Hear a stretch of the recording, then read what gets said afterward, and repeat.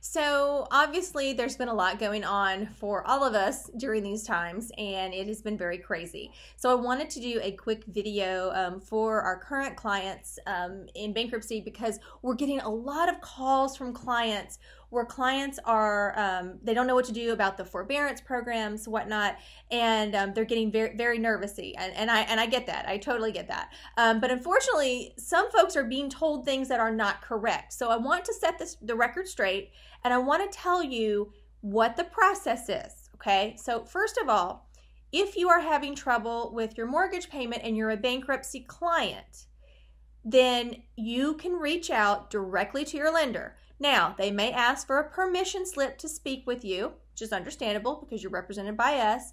If you go to our website, by the way, has been updated, so it's got some brand new things on there. But anyway, go to the website.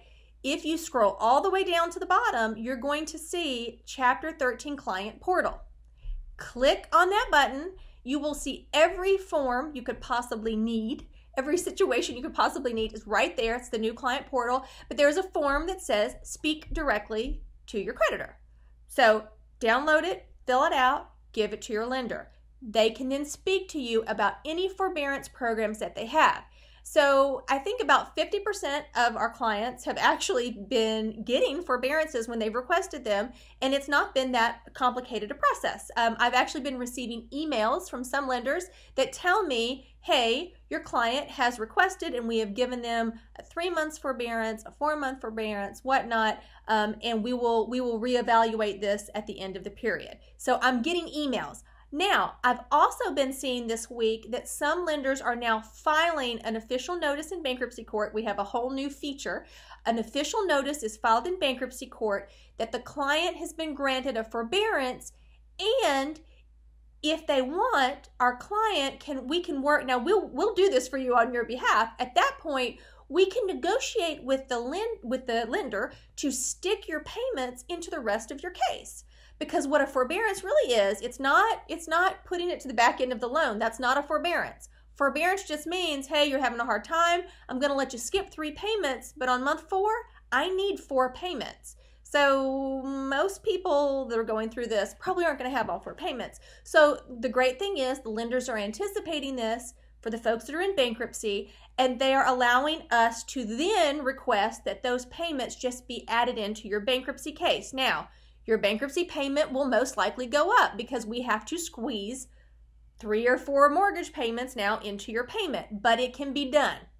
But first, your lender has to grant you the forbearance. We can't file anything to make them do it.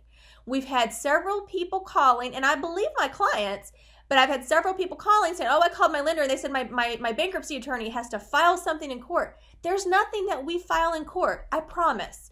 The only thing we can do is once you are granted that forbearance, we can then negotiate with the lender to allow you to put that into your bankruptcy, because they're attorneys, because they have hired attorneys to deal with the bankruptcy issue. They're filing the motions about the forbearance, and then we are working that out to get the rest of those monies paid through the case, which honestly, I think that would be the best thing for most of our clients, because then, you know, after your forbearance, you just pick back up making your normal monthly payment. And yes, your trustee payment will go up a little bit, but that's still better than coming up with all those payments at one time.